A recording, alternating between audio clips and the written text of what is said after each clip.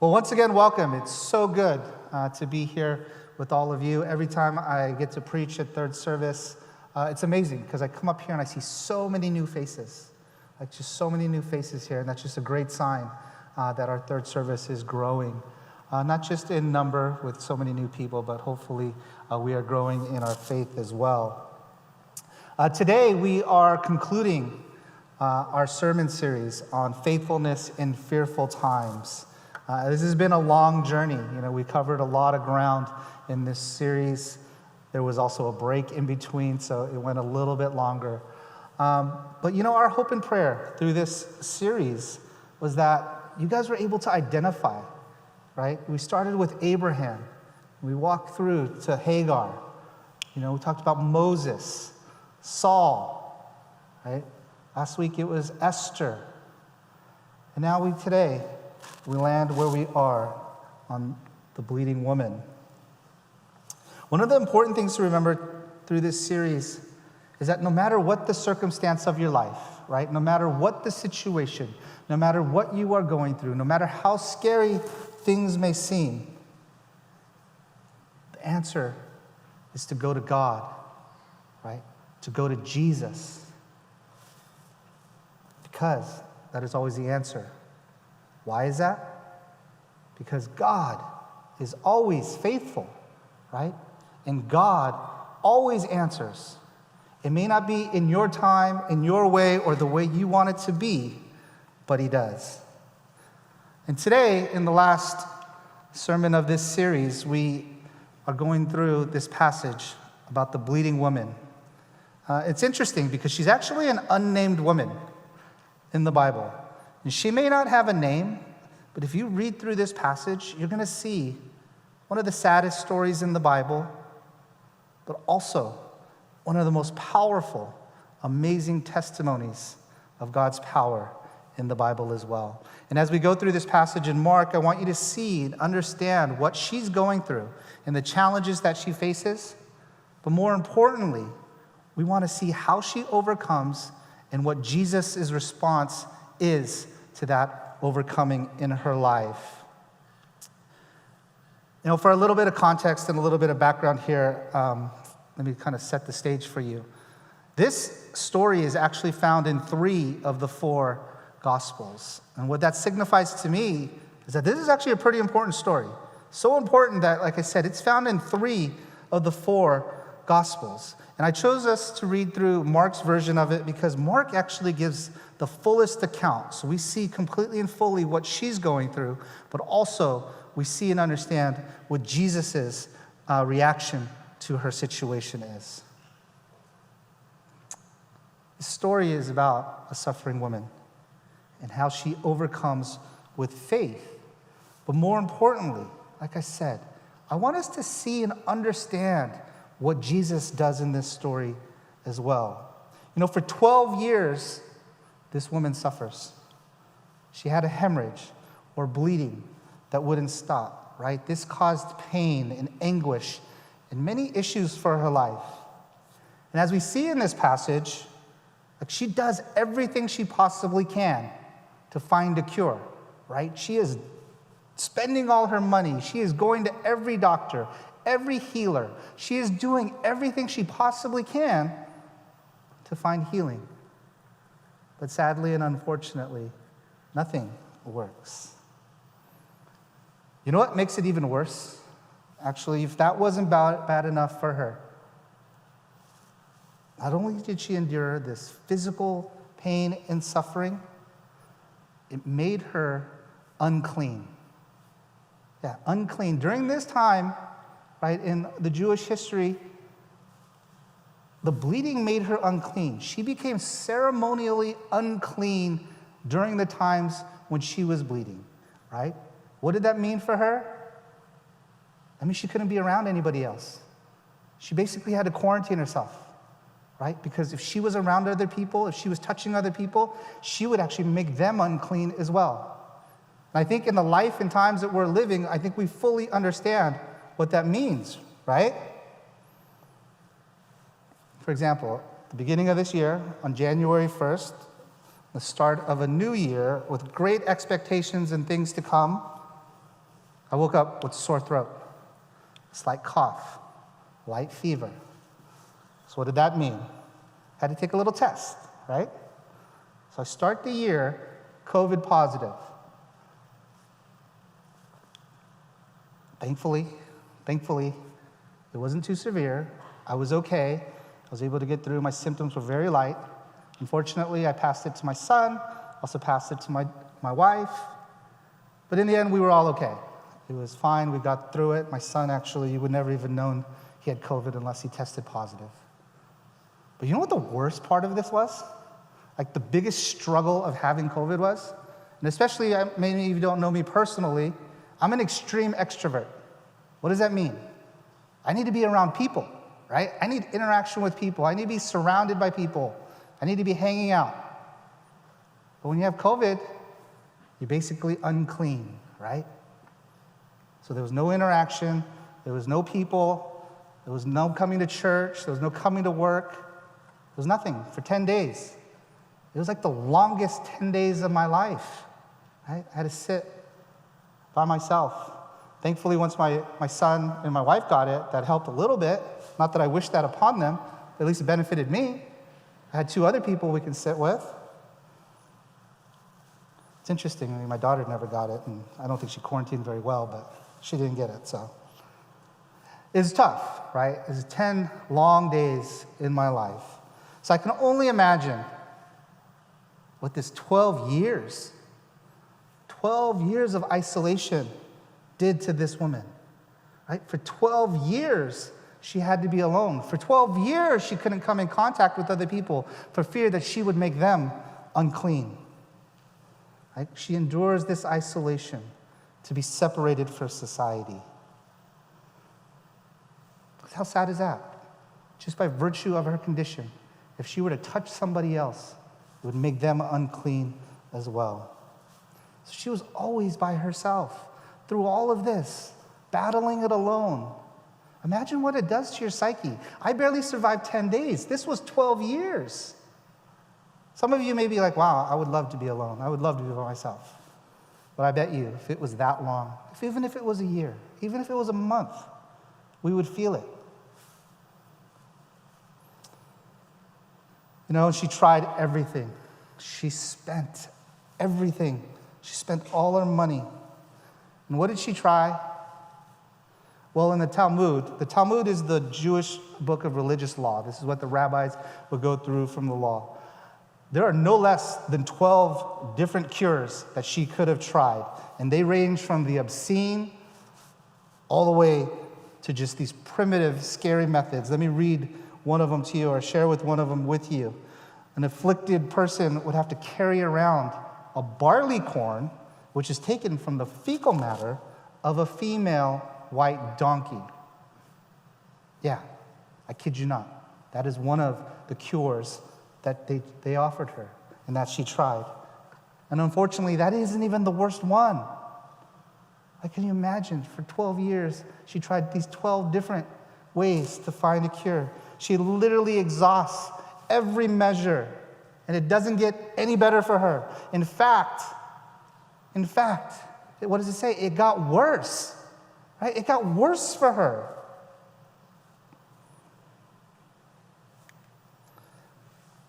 It says a woman who had a hemorrhage for 12 years and had endured much at the hands of many physicians, spent all that she had, and was not helped by all, but rather had grown worse.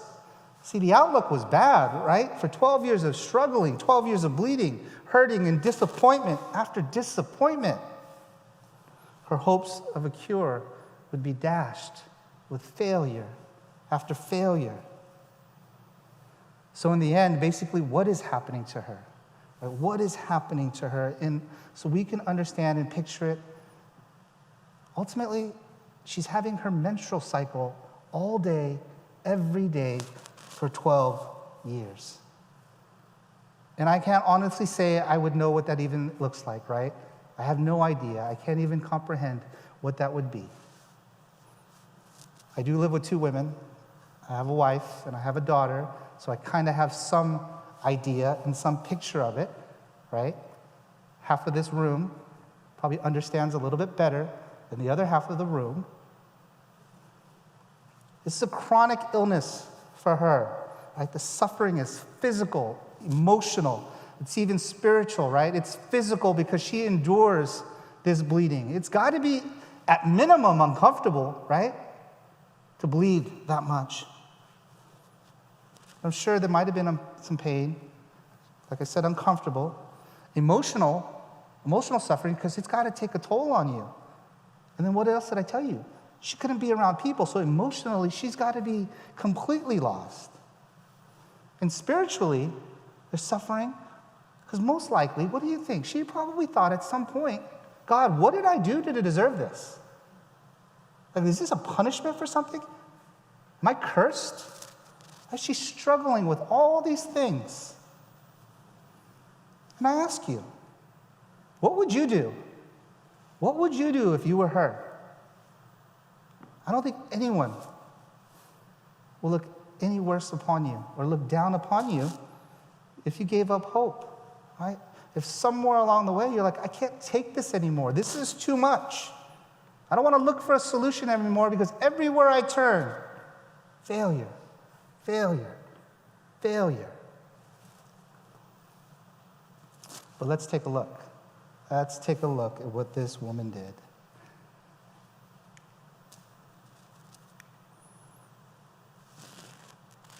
You know, after hearing, it says in verse 27, after hearing about Jesus, she came up in the crowd behind him and touched his cloak. For she thought, if I just touch his garments, I will be well. Oh, oops, I'm on the wrong one, sorry. She didn't give up, right? She doesn't give up. And she puts her faith in the only place that she can. She puts her faith in Jesus. And what do we see here? What do we see from this verse? She heard about Jesus, right? Meaning, she knew who he was. And at this point, we know that Jesus is known as this great teacher. He is a healer. Like, he's been going from town to town, right? Preaching and teaching, miracle after miracle. So much so that right before this passage, like literally right before this passage, we learn about a man named Jairus and his desperation to save his 12-year-old daughter. And that comes from Mark 21 to 24. And he actually is a synagogue official. His name is Jairus. And he falls at the feet of Jesus. And he implored him earnestly. He said, Jesus, please come and lay your hands on her so she would get well and live. Right? People knew who Jesus was and what he was capable of doing. And this official is so desperate, right? So desperate that he goes to Jesus because he needs a miracle so his daughter would be healed. So he barges to the front of the line. He barges in front of everybody. He doesn't care who hears or who listens. It's like, Jesus, I need a miracle. I need your help. Lays at his feet. There was a desperation in Jairus. I would say this woman, there was desperation in her too. But I think there was something more, right? There is something more for this woman. Because not only was there desperation, I think there was also disappointment, right? She's disappointed because she's been overwhelmed with this for so long. She desperately wanted healing, but for 12 years, to no avail. There was no healing to be found in all the other places that she looked. And she looked everywhere. So, of course, there was disappointment in her heart. And really, why am I making this distinction? Why the distinction between desperation and disappointment? Because this frames the way she approached Jesus. Right? Think about how Jairus did. He was so desperate, he was going to do whatever he could. He was barging through the people, laid at Jesus' feet. What does she do? She didn't make herself known to the crowd. She didn't lay at Jesus' feet. She didn't proclaim loudly that she needed healing. She came up from behind. She came up from behind and reached out and touched Jesus' cloak. Basically touched the outer garment, like as far back as she could, just to get a glimpse, just a touch. and see where he is. It's as if she doesn't want Jesus to know that she's actually there, right? She knew that Jesus could bring healing, but she was also very cautious because for 12 years, what was it? Failure. She didn't want to be disappointed again. There was a piece of her that didn't want that again. And you have to remember, she was unclean, right? She's unclean. And touching others would make them unclean. And she was about to go out and touch. In her unclean state, who is she about to touch? She's about to go out and touch the one they called the Messiah, right? This great teacher, the healer, the Son of God. She was about to go touch him and make him unclean. She didn't want that on her either, right? What a risk she's about to take. So she quietly pushes her way through, very subtly, almost creeping up on Jesus from behind. And she touches the outer cloak so she can find healing. One thing that's important to note is, you see here, is that she had faith, right? She had so much faith that she believed that in just one touch of this outer garment, it was going to bring her this healing, right? That was going to be enough. She didn't need Jesus to lay hands on her. She didn't want Jesus to do anything to pray for her, to speak into her life, to minister to her. She just wanted to touch the cloak and find healing. Because that was enough for her. That was going to give her the healing. That was her next try. That was her last try. That was the last resort. In essence, she doesn't lose hope, right? She was going to take that next step and try one more time, right? One more time. I did everything. I did what all the rabbis told me to do. I spent all my money. I went to every single doctor. And now, this is my last shot. I'm going to go to Jesus, the one I heard about. And what happens? What happens? Verse 29, immediately,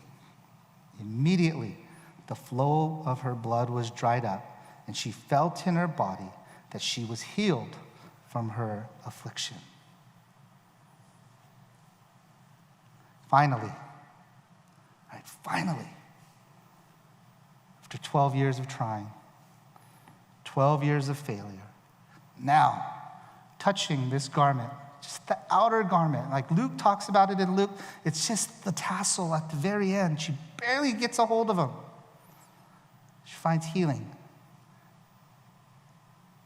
And it's instant healing, right? Instant, miraculous healing from Jesus. Why? Because she had faith. She had faith that Jesus could bring that healing. Maybe it wasn't a strong faith, right? Maybe it wasn't this overwhelming faith that she knew exactly what was going to happen, but she had faith and she still had hope. That's important to understand, right? She still had faith and she still had hope. Because we have to understand who Jesus is, right? We have to understand his nature.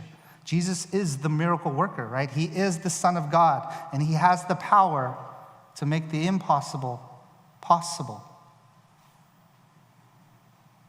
That's the one thing that we have to hold on and know about Jesus. If you know nothing else about Jesus, he makes the impossible possible. That's in his nature. Amen? You know, for many of us in this room, what have you been struggling with? I know we all struggle through different things, right? Maybe it's not a 12-year bleed. I'm pretty sure it's not a 12-year bleed. But what is your infirmity? What is your bleed, so to speak? What is your struggle? And with that, do you know that Jesus is the answer and that Jesus is the solution? And I'm not just saying that you can say it, but to truly, honestly believe within your heart of hearts that when you turn to Jesus, he will answer. Maybe it's not 12 years. Maybe it's been 1 month. Maybe 6 months, 1 year, 3 years. Maybe it's 7 years. You're struggling with loneliness, disappointment, failure after failure in your life, setback after setback. Maybe it's from past hurts. Any number of things that we struggle with, for however long it may be. I want you all to see and understand that you can go to Jesus and receive the healing that you need. Amen? We have to be able to go to him. And maybe you've tried everything else. Maybe you've gone self-help. Maybe you've done X, Y, and Z, and you've done all these things. But now, it's the time to take whatever faith that you have left, and I pray that each of us has at least a little bit of faith in Jesus and allow him to do the rest. And how big does your faith have to be? How big does your faith have to be for God to answer? We see in Matthew 17, what does it say? It says, if you have the faith of a mustard seed, you can move what? You can move a mountain. Do you know how big a mustard seed is? Mustard seed's like one of the smallest seeds there is. It's tiny. If you have that much faith, you can move a mountain. Why is that? Why is that? Because at the end of the day, it's not about your faith. It's about your faith in who? It's about your faith in Jesus that allows for you to move the mountain, right? It's about having faith in our Savior, the Son of God, because all things are possible through him. I want to encourage you guys. I really want to encourage you. Maybe this is speaking to some of you even more directly because you're in the midst of it. You're in the midst of the struggle. You've been in it for so long. Don't ever lose hope. Don't ever lose faith. Your situation may be impossible to you, but it's not impossible to Jesus. You got to lean into him in these moments. Lay it all at his feet. And have faith and don't lose hope. Because it happens, right? It happens. Along the way, somewhere along the way, we get lost and we struggle and we do lose that hope. How do you know? How do you know if you've lost hope? Is it like a switch that says, oh, okay, no more hope today? No, right? It doesn't work that way. The feeling of losing hope is when your life is somewhat dull, right? You're no longer able to take action. You're no longer able to do the things for yourself. You're basically in this state of severe depression where everything seems overwhelming. And that is a very bad place for us to be, for anyone to be. But we have an answer. We have a solution. This woman walked through the fire, right, for 12 years.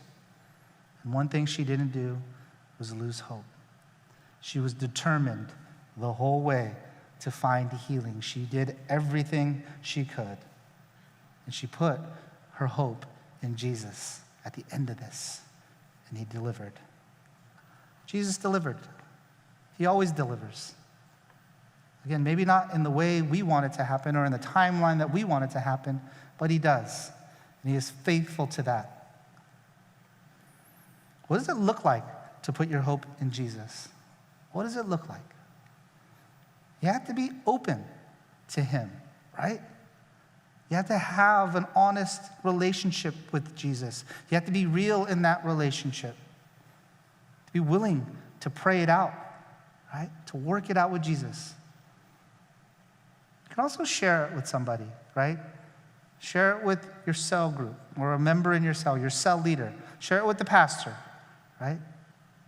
Share it with somebody close to you. And really allow that person to be in your life as you walk through this. Don't go it alone, because you can find that strength in that other person. And you don't have to share it with everybody. Like, you don't want to be the town crier with your problems and you just tell anybody and everybody about the situations that you're going through. That's not what I'm saying. But be willing to share it and take that action, right? Because it's not just about having faith, it has to be an active faith, right? There's an action on our part that we have to take. You have to be able to engage and do these things with Jesus. Like, what did she do, right? It wasn't that she just had faith and had hope. She actually did something about it. She got up and took a risk, went into a crowd when she knew she shouldn't be in that crowd. And she went out and reached out and touched Jesus. No matter how slight it was, she did it. And God answered. And that little faith that she had was used by Jesus. And one day, in his way, in his time, he will use that faith for you as well. And he will deliver. So don't lose hope, because Jesus always answers. So we see here that this woman had faith. She took action, and that action led to her healing. Right? She did what she sought out to do, and Jesus answered. But let's take a real closer look at what Jesus does in this story as well. This is very interesting. It says, immediately Jesus, perceiving in himself that the power proceeding from him had gone forth, and he turned around in the crowd and said, who touched my garments? Like, who touched my garments? This is interesting. Let's picture this for a moment, right? This is actually interesting if you think about it. Jesus is walking in this crowd of people, right? He's actually walking on his way to go heal Jairus' daughter, and he's like surrounded by this big crowd of people. And Jesus isn't walking around like, I don't know if you've ever seen a picture of, let's say, like the president walking, right? Like if the president was walking down the street, there's no way anybody's touching him, right? Because the Secret Service is surrounding him. He's walking through the crowd. They're pushing their way through the crowd. No one's touching him. That's not happening for Jesus. Yeah, he has his 12 disciples, but these guys aren't the Secret Service, right? They're not even exactly sure what's going on. They're all in this crowd, and it's overwhelming, and people are touching Jesus all over. They're not parting the way from him. The crowd is just like up against him. It's like being in the chaos of Disneyland sometimes, where just people are all around you, and they're rubbing up on you. It's getting uncomfortable. Yet, as soon as this woman touches him, he knows, right? And he says, who touched my garments? Can you imagine? Can you imagine what she must have felt? Like, she got her hand caught in the proverbial cookie jar, right? Like, she touched Jesus, and instantly he knows. She likes to try to sneak up on him. She doesn't want him to know. She doesn't want anybody to know that she's there. But Jesus knows. Jesus knows. Of course he knew it, right? He's Jesus. Are you guys surprised? We may not be surprised. His disciples were just surprised, right? It says, and his disciples said to him, you see the crowd pressing in on you, and you say, who touched me? They're like, this is absurd. There's this large crowd of people, Jesus. All these people are touching you. How do we know which one it is? Like, come on, Jesus. Any number of people could have touched you. Everyone's touching you. And you want us to identify one person? Oh, poor disciples. Poor disciples. It's interesting, right? Because they're there for every significant moment in Jesus' mystery. They've watched healing after healing, and they understand who he is and what he's all about. Yet once again, they're thrown off. They're thrown off because they lack a true understanding of who Jesus is and what he does. This is a great reminder for all of us, right? It's a really good reminder. Very often things happen that we don't understand or that we don't know. There's no rhyme or reason to what is going on. But we have to know that Jesus knows what he's doing, and Jesus has a plan for our lives, right? God moments happen all around us, and more often than not, we miss it because we don't have an understanding of what Jesus is trying to do. I want to encourage you. I know that God is always at work around you. Always. It may not be specifically for you, but God is at work around all of us. Like even these disciples, they almost miss what is happening right in front of them, right? Don't let this be you. Don't let this be you. Don't miss what God is doing around you. Maybe the miracle isn't for you. Maybe it's for the person sitting next to you. But just being a part of it, just being around it, just hearing someone testify about it is a great encouragement and a stabilizer of our faith and a way to grow in our own faith. It builds up this track record with God, knowing that when you call upon him, he does answer. And we don't want to be jealous when he answers for other people, right? We want to celebrate that. We want to encourage that. And we want to participate in it. How do you not miss when he's at work around you? How do you not miss it? Once again, stay engaged with God. Being close to God actually isn't as hard as we all think it may be, right? You might think, oh, I need to be this super Christian. I need to be praying 8 hours a day, reading through my Bible once a month, or like really putting in this effort. It's not as hard as you think. You know, you just have to be engaged with God. Throughout the day, there's reminders of him everywhere, and I think we miss it. But if you take a moment and you just pray throughout the day, like prayer, your prayer life doesn't have to be, or it shouldn't be, just in the morning when you have your quiet time, or just when you have a meal, or maybe just before you go to bed. Like it's this constant touch. Like, God, are you here? Can you send me a reminder? Just, throughout the day, pray and keep that constant touch on God, and he will continually touch you throughout the day. And be engaged with what's going on around you, with your friends, your family, this church community. I've been a part of this church for a very long time.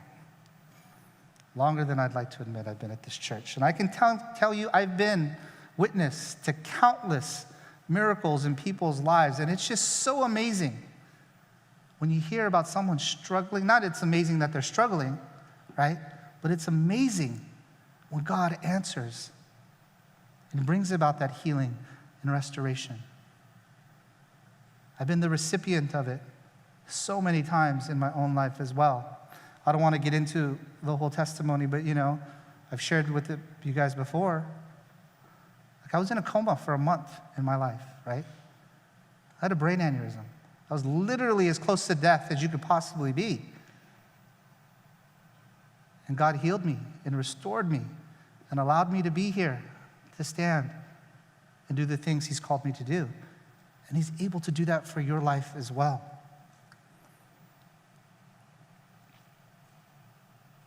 But really, why is Jesus asking this question?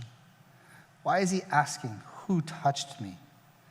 Why is he calling out this woman? Do you really think that Jesus didn't know? Do you really think he didn't know? Of course he knew. Like the disciples had no idea. They were almost comical about it. But there is a reason. There's an absolute reason why he's asking this question. It's because this woman is not just being healed in this moment of the 12-year bleeding, right? She is being restored. There is a complete restoration taking place. Jesus was letting her know, it's okay what you did. Actually, you did the exact right thing for your situation. He's also letting everybody else around her know. Because imagine, I'm sure there's some people like she would have touched Jesus' outer garment, got herself healed, and then they would have judged her. What were you thinking? Why would you go do that? Why would you put yourself in that situation? Why would you put us in that situation? But Jesus is saying no, right? He is restoring her, giving her complete restoration and healing. Because I'm sure there was apprehension in doing it, right? And I think sometimes we're also afraid to go to Jesus. Like we don't want to go there. Maybe whatever situation we're in, we believe it's self-inflicted, and we don't even deserve for God to get us out. We don't even deserve it. There's a little bit of shame in the situation that we're in. But you can't let that stop you, right? That can't be a reason why you don't go to him. In the most difficult of situations, right? In the most challenging moments of our life, in the places where you are hurting the most, that is exactly the time that you have to go to Jesus. You reach out and you touch him. Because there is nothing too big or too small that you can't surrender at his feet. You know, Pastor Keith, this morning I had the benefit of going to first service today as well. And he was talking about Jesus' miracles and healing, which I thought was kind of funny because my sermon's on healing as well. But he said something very profound, and I'm going to steal it because I can. It says, it is Jesus' nature, right, to bring healing and to bring restoration and to bring chaos back into order. That is who Jesus is, right? That is his identity. That is what he is called to do, right? He is our Lord and Savior, and he brings healing. He brings restoration. And this is my favorite part. He brings chaos back into order. The chaos of your life, you may think is too much. You may think there is no answer. You may think there is no solution. But Jesus is the answer to that chaos in your life. You know, and finally, we get to the last verse. And it's really about your identity, right? And what do you see here? It says, and he said to her, daughter, your faith has made you well. Go in peace and be healed of your affliction. What do you see? To me, this is the most amazing part of this entire story, right? If you study this section, this is actually the only time in the New Testament that Jesus addresses somebody in this manner, right? He starts with daughter. Why does he call her daughter? And I think about this, and as I was praying through this part of the passage, I was thinking about my own kids, right? I have two kids. I have a 12-year-old daughter, and I have, he's 9, a 9-year-old son. And sometimes, like, I have to discipline my kids, right? Like, as a good parent, one day, you know, I know there's parents in the room, but one day you guys will be parents too, and you're going to have to discipline your kids, right? That's part of loving your kids. And sometimes it's harder to do than you would think. Like, I remember when we got married, I told my wife, I'm going to be the one on top of them. I'm going to be the disciplinarian, right? I'm going to be the one that really stays on top of them. Yeah, like, I'm the opposite of that. I became this big softie. It's hard for me to yell at them, and it's hard for me to discipline them. So my wife often has to be the bad guy in that and be the one to drop the hammer. But there are moments in the big situations that I have to. And I do it, right? And you kind of come down on them, and they're little kids, and they're trying to figure out what's going on. But not only once you discipline them, there's a second part that you have to do. And that is to talk to them after and help them work through it and process and understand why you did what you did. And often, when I lead in to talk to them, I start with, like, to my daughter, I'm like, you know, daughter, this is why. This is where I'm at with this. And to my son, it's like, hey, son, you're okay, right? Like, I don't call them by their names, but I do. It's a recognition of who they are, right? I have to reaffirm them and let them know that they're still my kids. I may have yelled at you. I might have even spanked you. But at the end, you are still my child. You are still my daughter. You are still my son. And that is so important, right? That is so important. And Jesus here, he healed her physical infirmities immediately, right? Immediately in his way, he healed her. Then he asked, who touched my garment? He had already healed her, and then he asked, right, who touched my garment? She panics, she falls to the ground and confesses. And then what does Jesus do? He starts with, daughter. Daughter, right? Her identity for so long, for 12 years, has been known as this bleeding woman. Her identity was outcast. Her identity was being lost. But Jesus calls her daughter because he understands what he has to do. He has to reaffirm her in who she is. And that is who we all are. We are all daughters and sons of the God Most High. Right? That's our identity. No matter what you think you may be. Another Pastor Keithism is, he likes to say, yeah, you may be ugly, but you're an ugly child of God. Right? Yeah, amen, right? You may be lazy, you may be jobless, but you are a lazy, jobless child of God. And great, you may be strong and you may be beautiful, but you are a strong and beautiful child of God. The operative word here is child of God, right? That's the thing that lasts. That's the thing that takes you into eternity, not the physical makeup of what you are here. And Jesus is reminding this woman of that fact. He's saying, daughter. For a moment, I'm sure she is absolutely terrified, right? Like I said, she got caught with her hand in the cookie jar. And she's terrified of what's going to happen. But he's not calling her out to condemn, right? He's not calling her out to condemn. It is to restore her to her rightful place as a child of God. And he's also doing something else very important here. In a way, he's also correcting her theology, right? He's correcting her theology in that it isn't that you touched my garment that made you well, right? It is your faith. It is your faith that made you well. So go in peace and be healed of your affliction. She is healed because of her faith, right? Not because of touching him. That's like this magical thought that she has. But she had enough faith to go touch Jesus, and in that, it brought her healing. You know, what do we learn? What do we learn here from this fearful time in this woman's life?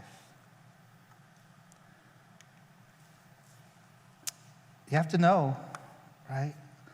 Know that you are loved and that you are known by God. And healing isn't always going to come in the ways we imagine it to be or the way we think it should be. But in God's time, in his way, he will answer. And sometimes it looks like acceptance, right? Acceptance by him. Sometimes it's your little mustard seed of faith that translate into the miracle of all miracles of your life. Sometimes healing looks like no longer being afraid and having fear of the situation that you're in, but knowing that you can overcome, knowing that there's something more because of your relationship with Jesus. And sometimes when you take a step forward and you surrender yourself to the will of God and you say, God, let your will be done in my life, he answers and he responds. You know, I know many of us are in maybe a challenging place or a difficult place or places that we don't want to be. And you're struggling and you're hurting, right? It's difficult sometimes. The world we live in right now is more challenging than it's been in a very long time. But in those moments when life seems out of order, when life seems like it's becoming unbearable,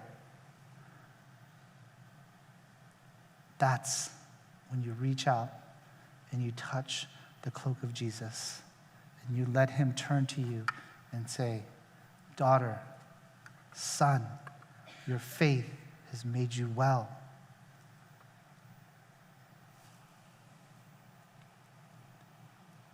Like I said, Jesus, his nature is to be healer and restorer, and he wants nothing more than to engage with us in this way, to bring us to a place of wholeness, complete healing and restoration.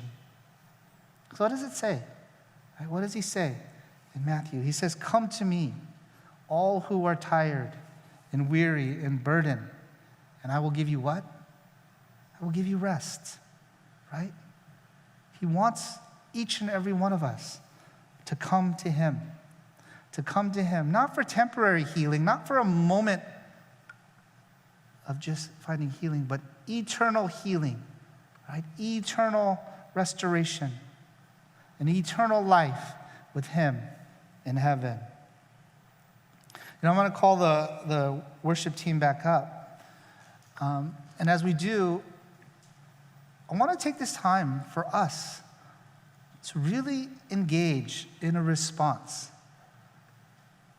Right? As we spend this time in worship, respond to this message. And whatever you may be going through, whatever challenge or difficulty of your life, worship and meditate on Jesus. Listen for his voice. Reach out and touch Jesus and let him speak into your heart. Hear the words. He's saying it.